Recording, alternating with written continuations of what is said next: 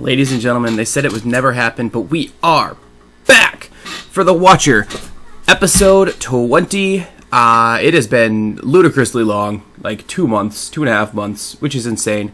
I'm starting a new job soon. Life is crazy. I apologize, honestly. There's no real excuse. I just flat out didn't make anything, and that's on me. But I did not give up. We're still here. We're still ready. And we are cracking straight into it. It's despite the fact that it was 2.5 months, we do not have power rankings, so I will just see you when there's something to see. Alright, a little bit of news here. Michelle McGregor has extended a contract with KOTC, standard contract extension, meaning he will work for both KOTC and Elite XC. The 5-0 prospect is ready to fight whenever they're ready to book him. A little bit of booking news here. Alex O'Reilly has been booked against Jeff Monson at UFC 99, Kennedy versus Marquardt. Exciting for him to get a fight. A little sad to miss out on the historic UFC 100 card, but Marquardt. Alex O'Reilly, 14-3, coming off 2 consecutive wins over Brandon Vera and Bruno Guimas. Not sure if we have seen Jeff Monson on the save before. Again, it's been a hot minute, though none of the names on here look like our guys. So there you go. 3 consecutive losses, although the first of which was a title fight against, Mike Whitehead. I hate Mike Whitehead so much. Anyway, O'Reilly versus Monson, UFC 99. Former nothing. He was just a fighter. But still, should be a great fight here. And that will be at UFC 99. And here we go, the first fight of the night, and the first fight in 2.5 months. Bobby the Bruiser Braxton versus Kazuyuki Fujita. Let's get straight to it. Maybe. Kazuyuki Fujita versus Bobby the Bruiser Braxton. Bobby the Bruiser Braxton, 12-4 record. He is coming off 3 consecutive wins here in K1 Heroes and holds a 6-1 K1 Heroes record overall. He is facing off with, of course, Ironhead Kazuyuki Fujita, who is a 19-10 record, coming off 2 consecutive wins, both over a semi-schlit trilogy there in a row. That's crazy. I don't know if that ever happened in real life, but the two men, of course, never faced off before. Bobby the Bruiser Braxton, a -430 favorite. His kickboxing style versus Fujita's wrestling style, and here we go. Referee Mario Yamasaki, 10 minutes in the first round. We are underway. The two men touch gloves. Jab on a right cross from Bobby Braxton. 2 men engaging in the center now. Bobby, pair of jabs and a quick kick. Fujita looks a little bit hurt. Trying for the grapple there. Can't take the initiative. Straight right from Braxton. Definitely stand-up game. And stand-up game definitely helping out there. 2 big jabs and a big right hand. Fujita misses again. Braxton with the low kicks. Braxton lands vicious right cross. Fujita's down. Braxton punching down at Fujita. Fujita handling it okay, firing off a few punches now. Fujita pulls guard. Braxton just trying to beat his way out of guard, but does manage to block a sweep there. Braxton trying to pass now. They scramble for position. Braxton's pushed up against the ropes now. Fujita going for a trip takedown. Braxton with a good defensive base. Definitely improved his grappling since losing some grappling stuff early on. And Braxton going for that double leg takedown. Fujita is down. Fujita giving up his back now. Braxton trying for the rear naked choke. Can't get his arm locked in under there quite yet. Fujita trying for the sweep. Braxton trying that rear naked choke from the other side. Fujita defending well, but definitely not winning any points here. Braxton gets both hooks in now. Firing with some right hands. Trying to flatten out for the rear naked choke. Again, Fujita keeping that arm tucked. Can't get those hooks out. There it is. Braxton forces the flatten out. Gets his arm in there and chokes out Kazuyuki Fujita at 9 minutes, 26 seconds in round number 1. Bobby, the Bruiser Braxton, moves to 13-4. Good for him. We are always glad to see our guys getting a good run in, and now he has a 4-fight winning streak. Will that be enough to maybe get a rematch against Czech Congo or even maybe a title fight? We will have to see, but it is looking good for Bobby here. Congratulations, Bobby. A little bit of news this week, and by a little bit I mean a lot. Ron Francis Jr. is facing the Bad Emelianenko at Pride 73. Should be a great fight there. On the main card, and Ron Francis Jr. 9-1, 4-0 in Pride. Emelianenko 13-7, 11-7 in Pride. Ron is the slight favorite. Good for Ron there. Billy Willie has also been booked to be faced Daniel Puder at Pride 73. Daniel Puder, a name that just keeps coming up. He has faced Billy Willie before and lost at Elite XC for the title.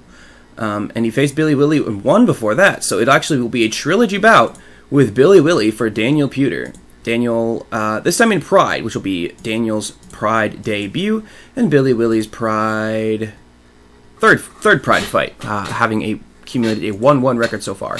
Bounce back for Billy Willie in a trilogy bout. You couldn't ask for much more than that. Meanwhile, Machado McGregor has been booked to face Carter Williams at King of the Cage 90, Benavidez versus Johnson. Carter the Beast Williams holding an 8-7-1 professional record, having beaten Wes Combs his last time out, and having a mixed record on the Indies before that. Prior to that, taking a 0-3 record in the UFC, but I mean, he was in the UFC. Not much you can tough to criticize anyone that has fought in the UFC, certainly, except maybe CM Punk, but that's not the point. Carter the Beast Williams versus Machado McGregor, 5-0 versus 8-7-1, and that will be for the King of the Cage heavyweight title. So, the presumably vacant King of the Cage heavyweight title, yes, history previously held by Brennan Schaub, who left for Skyforce, and then lost to Daniel Puder. Classic. Anyway, there will be a new champion, and it may, in fact, be Machado McGregor. Meanwhile, Earl Mo has extended his deal with Strikeforce, and Bobby Braxton beat Fujita. We already knew that. Tiny bit more news here. Earl Mo has been booked to face Tony Lopez at Strikeforce Ebersol versus Nakamura. They will be opening the main card there in December, so we'll be on this episode. Tony Lopez holding a 4-3 record in Strikeforce, 10-6 overall. Earl Mo 9-2 overall, 7-2 in Strikeforce, and Mo is a colossal favorite. We're looking forward to that fight in December. Let's keep moving. Ladies and gentlemen, it is probably the biggest fight of the night. It is Cage Rage 41 in London. George Joe versus Tiago Big Monster 2. It's a rematch, folks. But first, the Onion Grease Kumas versus Scott Wright. I completely forgot this fight was on this card. Here we have it, folks. The Onion Grease Kumas making his professional mixed martial arts debut, 6'4", 246 pounds, versus the 6'0", 235 pounds Scott Wright, 5-4. Overall, the Onion Grease Kumas a colossal favorite. Let's get right down to it as a hot young prospect hits the game. Here we go. Two fighters touching gloves. Kumas looking to grapple but couldn't take the initiative. Wright throws a quick punch. Kumas coming forward to attack. Stepping forward. Wright's vulnerable now. Kumas the night right hook to the ribs. Exchanging strikes now. Coming together to strike. No one can land so far. Missed the left jab and a right hook. A punch absorbed on the gloves. Tries a right cross. Kumas walking forward now. Confident. Walking him down. Scything kick to the legs. Wright feeling alright. Trying for some strikes. Wright hits a little jab. Two guys back and forth now. Right hand and a right hook. Kumas hits a big right hook. Wright getting tired now. Kumas absolutely showing no fear, pressuring him, trying to walk him down, exhaust him, and end this fight. Wright misses a quick punch. Kumas grabs him, tries to throw him to the ground. Remember, he's got the Muay Thai. Oh, Wright cheats, grabs the cage. Kumas pins him up against there. Not much happens there. Kumas, big takedown to end the round. Smart play by Kumas. Heavy favorite, feeling confident, probably won the first round, and going to start with strikes here. Catches a low kick to the front leg, maybe trying to accumulate some damage to those legs there. Come on, quick left hook. Wright absolutely gassed now. Big men, remember, tire quickly. Crunching left hook from Kumas. Wright's clearly not looking good, slumped against the cage. Kumas misses a killer uppercut. Getting into the gas tank just a tad here, 6-7 minutes into the fight. Wright absolutely gassed. Quick 1-2 by Kumas. Pressure forward. Wright with a counter left. Beauty of a straight right from Kumas. Willing to come in and grapple now. Wright hits a straight right. Kumas gets cut by that one. That's not good. Kumas gets a hold of him, though. Trying for the takedown from the clinch. Right into half guard. Kumas trying to free that leg. Gets through. Into side control. Brutal knee strike just above the hip from side control. And then going for an armbar. Gets it fully applied, and Wright has to tap. Ladies and gentlemen, your winner at 4 minutes, 34 seconds in the very first round. In the second round. That is not the very first round. My apologies. Grease Kumas. He takes out... Oh, God, I dropped my controller. He takes out Scott Wright with an arm... With a... So first he goes to the... So first he hits a goes for a big strike, right, and then takes, gets into half guard, then hits from side control. He hits this big knee strike right to the side or to the ribs, kind of the kidney almost. And then from there grabs the armbar and cranks it. Like, very, very smart, very, very smart strategy here from Mr. Kuma. I am extremely impressed. Congratulations to him. That is not our last fight of the night. Ladies and gentlemen, for the 14th time, George the Gentleman Joe will step into the ring, and according to him, for the 14th time, he will have his hand raised above a prone opponent. 13 fights, 13 knockouts / TKOs, 6 title defenses, second fight against Tiago Big Monster. He's a huge favorite again. Is there any match for the hard-nosed boxing of George Joe? Cage Rage heavyweight title on the line. Derek clearly. Some judges. Who cares? Touch of gloves. The judges won't be needed. Crunching right hook from Joe. Stunning right hook. Big Monster's down. Joe, ground and pound. Big Monster can't do anything about it. Yamasaki stops the fight. Ladies and gentlemen, making his 7th defense of the Cage Rage Heavyweight Championship in just 0 minutes, 45 seconds in the very first round. George Joe makes it 14-0. Absolutely unbelievable. His second consecutive fight against Big Monster and his second consecutive TKO. Just unbelievable. Last time it took him 2 minutes. This time it took him 45 seconds. Unbelievable. The fastest fight of his career. It's just unbelievable. Minus 900 favorite. Can anyone stop this man? He's 14-0. And he just keeps winning. I mean, this guy, you got to think there's bigger things on the horizon for him eventually, but unbelievable. Congratulations to George Joe. 14-0, 7 title defenses. Ladies and gentlemen, we are in California. King of the Cage. King of the Cage's 90th pay-per-view. Playing second fiddle to Joseph Benavidez and the one and only Demetrius Mighty Mouse Johnson. An 8-0 prospect. But the more, we are here for a 5-0 prospect. Machado McGregor is having his first title shot just 6 fights into his professional career. He has not actually fought for King of the Cage yet at all. Apparently the promotion very confident in him. Or just very desperate to stop having UFC steal their talent and figured that I am for someone younger. Your mileage may vary. Saturday, 4th week of October 2011. Is a legend about to be born? 8-7-1. Carter the Beast Williams facing off against 5-0-0. Machado McGregor. 2 KOs, 2 TKOs in his career so far. None have gone the distance. None have made it to round 3. Let's see if Carter Williams is next on the chopping block. The betting odds certainly indicate that it will be minus 1040 for Machado McGregor, the Northern Irishman, getting ready to put an absolute beating on the Modesto, California local. Fails to touch gloves. Starts a striking exchange. Suckered in by a feint. Williams is. Right hand for McGregor. 2 fighters engaging now. Feint for McGregor. Williams is open. Left kick to the rib cage. That had to have hurt. You'd hear the smack echoing all around the arena. Leg kick by McGregor. Williams tiring just less than 2 minutes in. McGregor tries for a killer shot though. In the pocket. Jab and a big right hand. 2 fighters trading blows though. William looking horribly outmatched here. Nice straight right from McGregor. Jab and a spinning kick to the body. Williams wants to die out here. Goes into the clinch. McGregor with the dirty boxing. He probably learned that in prison, folks. Williams caught with the knee to the side of the pocket. Dirty boxing some more from Machado McGregor. Elbow to the face from the clinch. Williams is cut open. McGregor smells blood, sees blood, and is smeared with blood as he pieces up Williams. The 2 men separated now. McGregor on the attack. Williams 2 counter jabs. Can't save him from a big right hook from McGregor. McGregor wants to take a deep breath. Gets some close punches though. Pins Williams against the cage.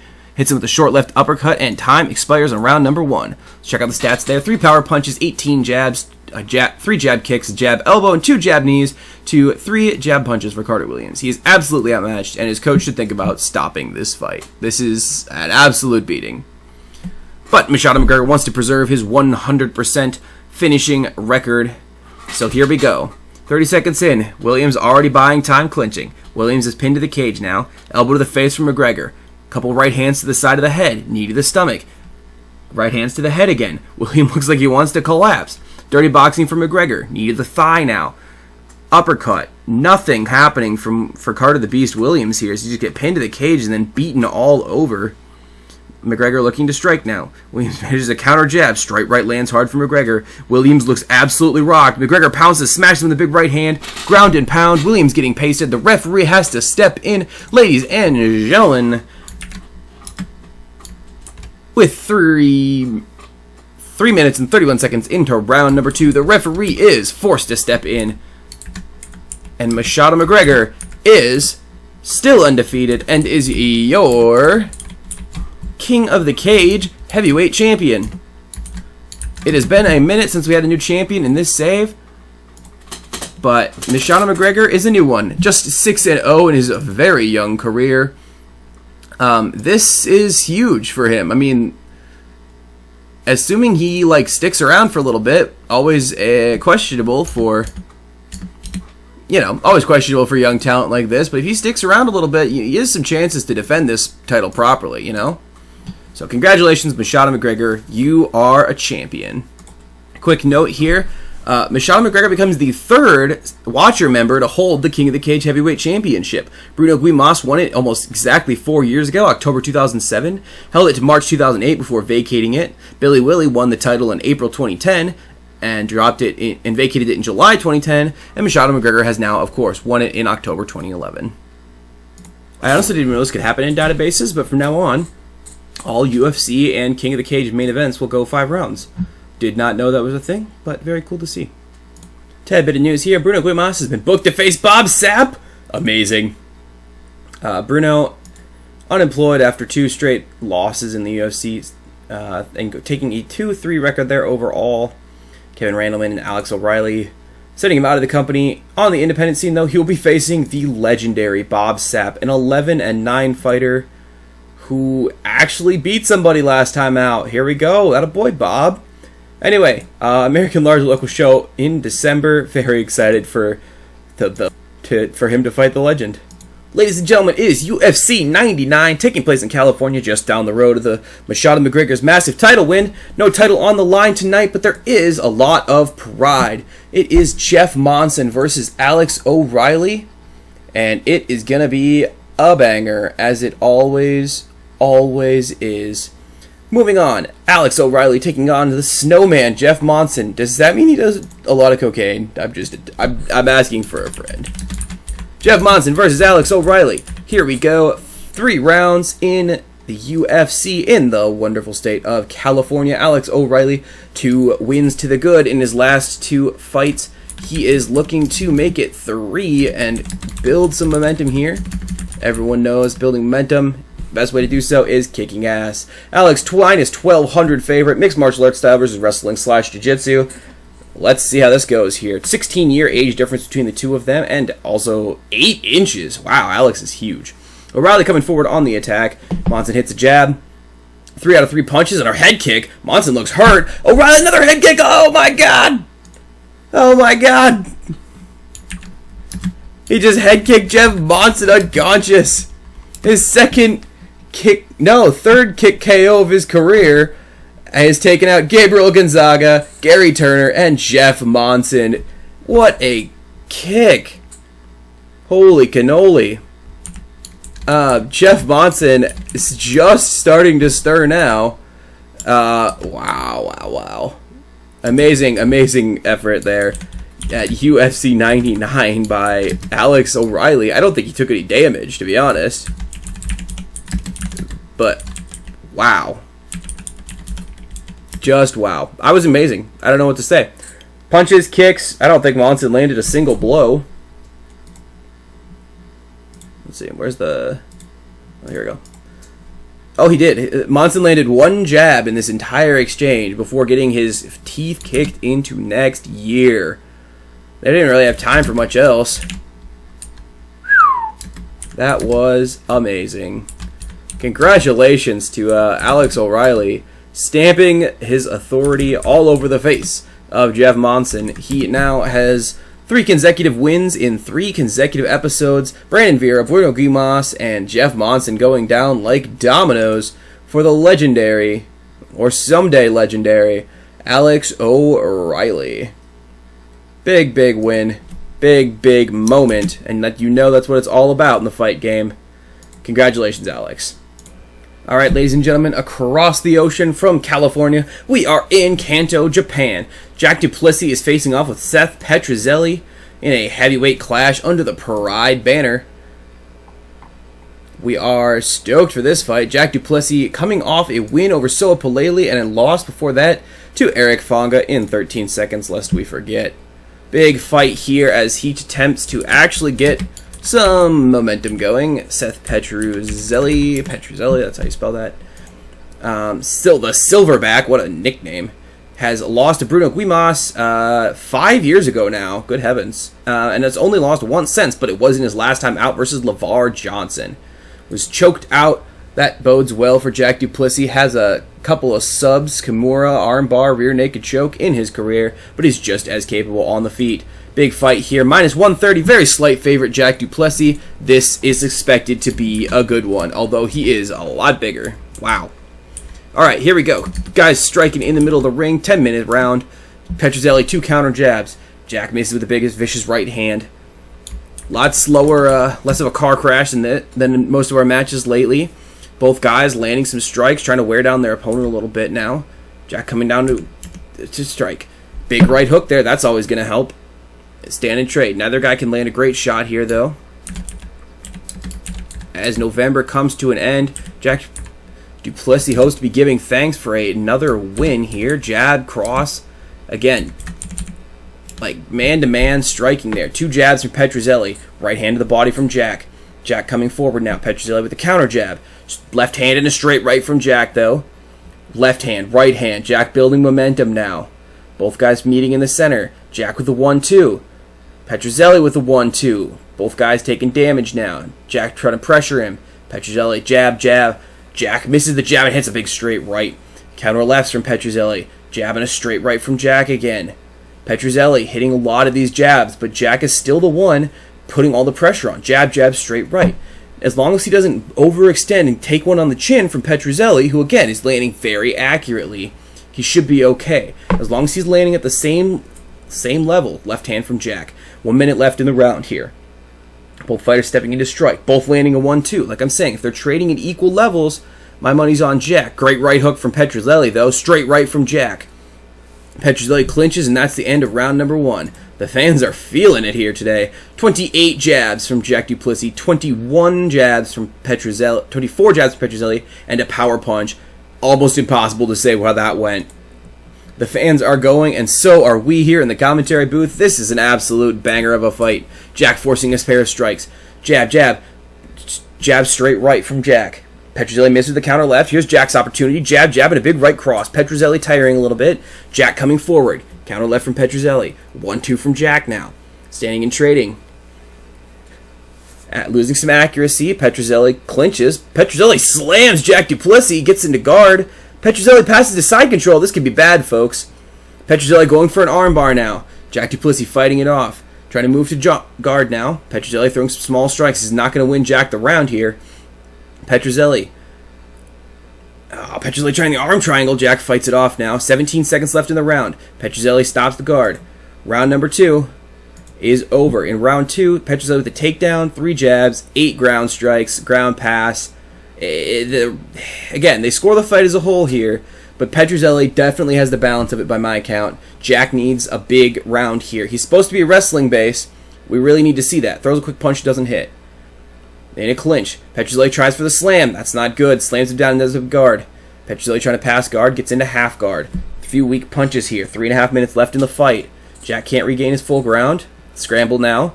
Jack's running out of gas. This is bad. Petrozelli's on his back pulling half guard. Jack firing with punches, though. Jack really needs to win the rest of this round. Landing punches. Petrozelli can't hit the sweep. Referee takes them back up to their feet. Petrozelli's getting tired, but Jack's probably more tired.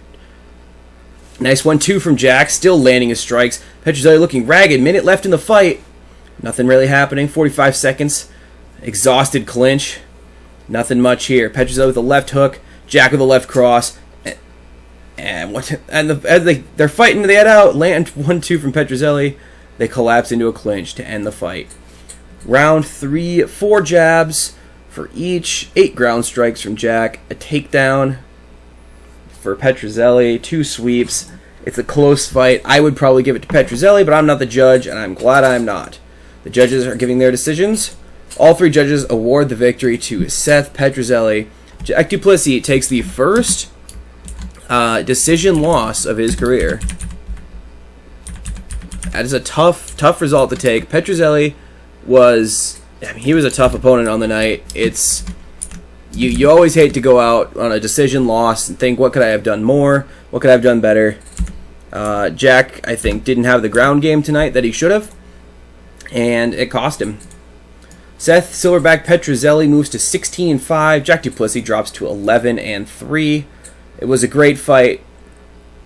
Again, can't really consider it a huge upset, but certainly one that Jack Duplessis is going to lay awake tonight thinking about. Seth Petrozelli defeats Jack Duplessis by unanimous decision. Well, a little bit more news here. Bobby Braxton has been booked to face Alexei Oleinik at K1 Heroes Forces of Nature 8. Forces of Nature 8 taking place in February. But the fight main evented by BJ Penn versus Norifumi Yamamoto. That's that's a banger right there. Sorry, I'm a fighting sick. That could be a great fight. Anyway, Braxton versus Oleinik. Braxton is a slight dog in this one. The 3rd and 7th ranked fighters in K1 Heroes. Oleinik, a 23-6-1 fighter. In his history, he has beaten... I know he beat one of our guys. He beat Jack Duplessis in February of 2007. That was a long time ago. Since then, slightly less success, though it does involve a run with the K1 Heroes title. 2 losses to Heath Herring, 1 to Czech Congo, a no contest versus Vinicius Quiros. Anyway, long history in K1 Heroes for Oleinik, 34 years old. Bobby is 24. That'll be a great fight in February. And Bruno Guimas' fight has been altered. Bob Sapp was injured, and he'll be facing a local fighter. I am personally devastated that we will not get to see the legend Bob Sapp versus the legend. Alright, we are here in South Dakota for an American Large Local Show. Bruno Guimas versus absolutely nobody, main eventing because Bob Sapp pulled out. Evan Tanner versus Matt Hamill. Man, Matt Hamill is 35 in this year? Jeez. My favorite fight here, I think, is Yves Edwards versus Frank Camacho. Thug Jitsu himself. Great Twitter follow if you're interested. Great card. I don't know. Max Griffin's on there. Antonio McKee. Sorry, I used to live in South Dakota, and this is Neil Magny's on there.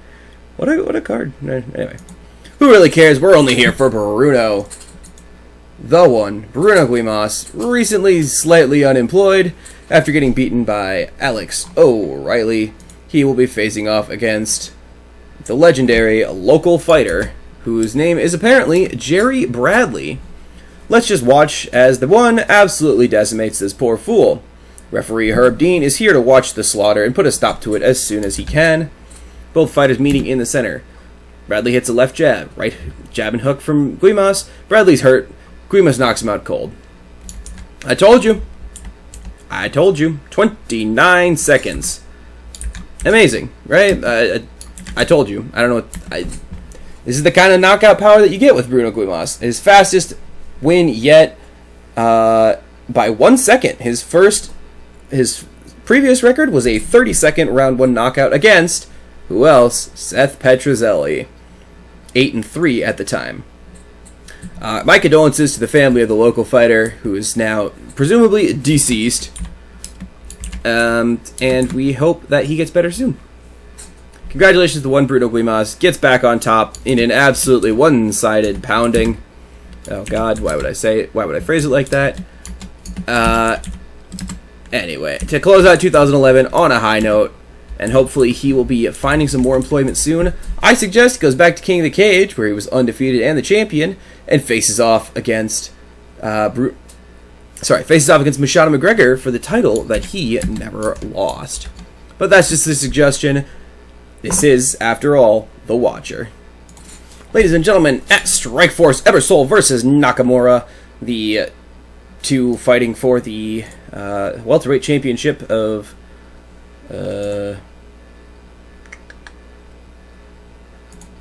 Strikeforce. Who cares about that, though? We are here for the opening fight of the main card, Earl Mo versus Tony Lopez. Obviously, heavyweights are all that really matter in life, and we are here for them.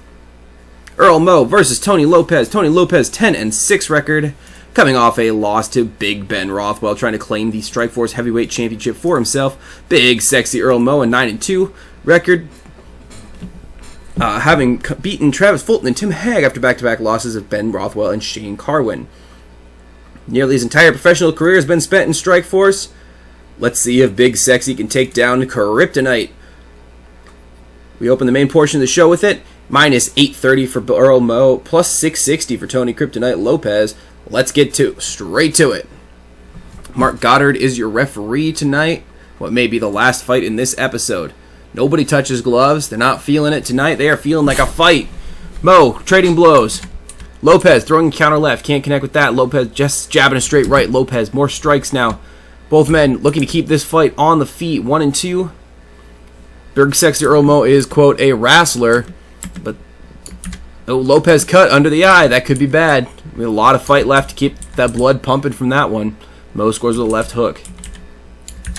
2 minutes left in the round. Both fights coming together in fight. Jabbing across from Lopez. Mo hits a big left hand.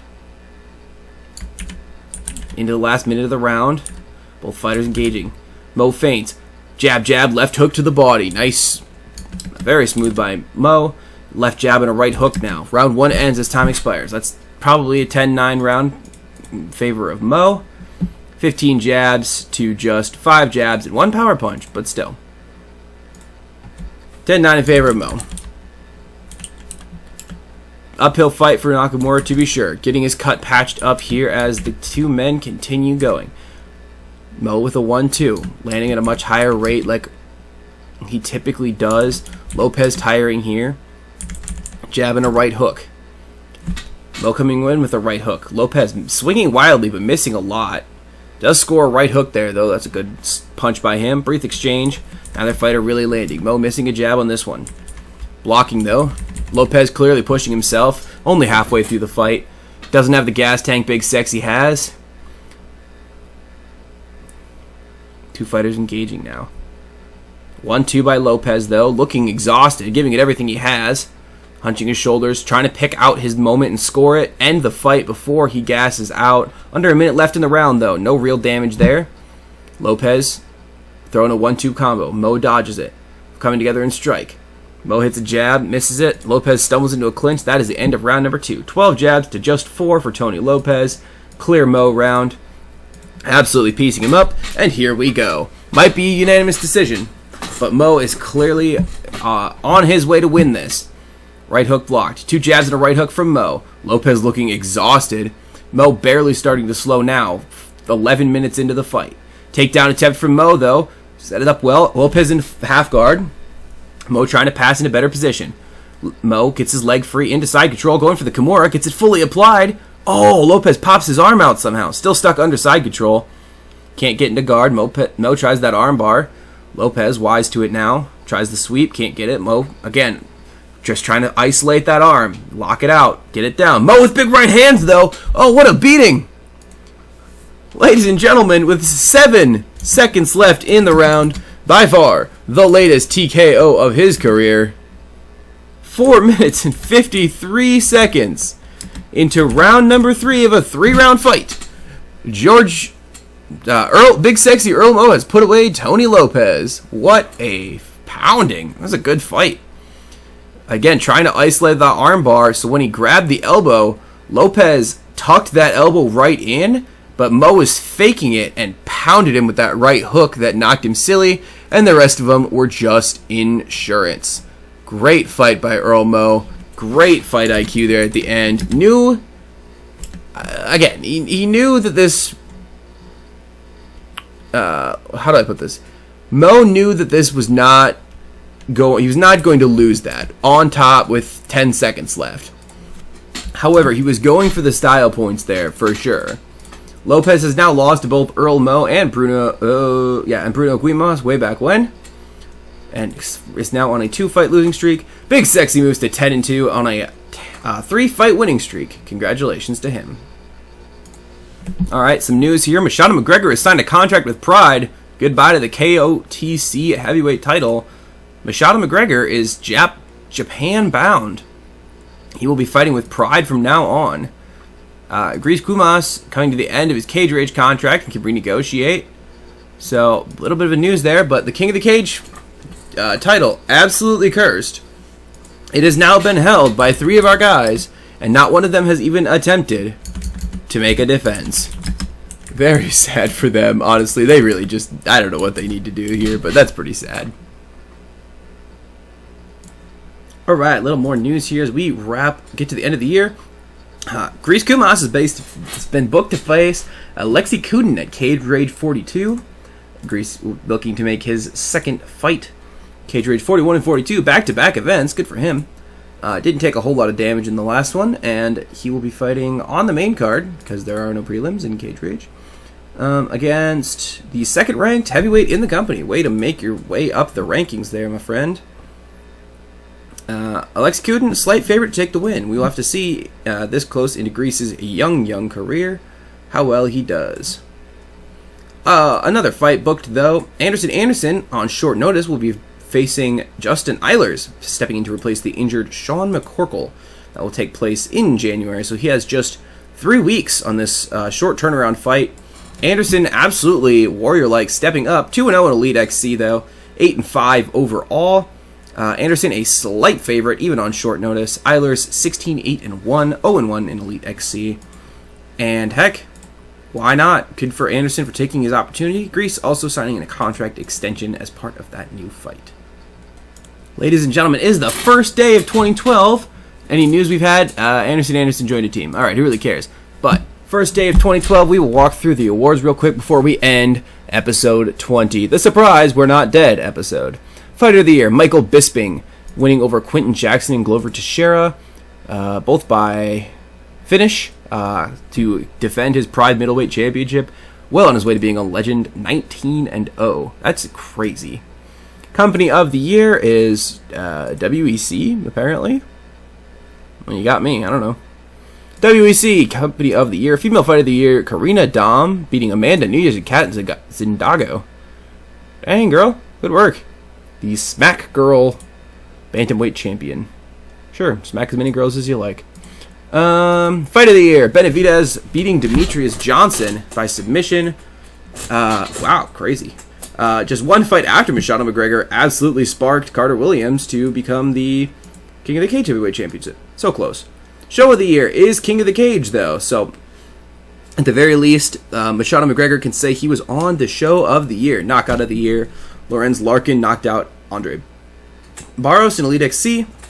Submission of the Year goes to Benavidez, beating Demetrius Johnson by Darce choke. Love to see it.